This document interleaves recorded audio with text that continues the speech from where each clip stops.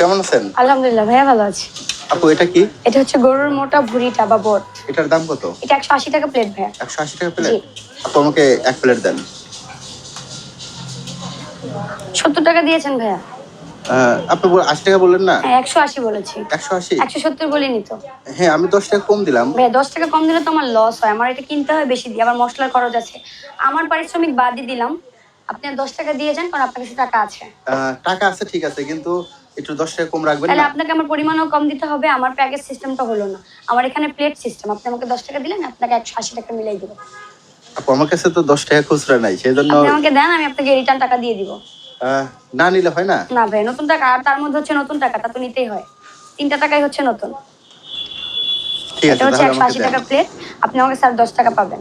এটা দুজন পরিমাণ হচ্ছে খেতে পারবে। হ্যাঁ, এই যে। এটা হচ্ছে 180 টাকা প্লেট।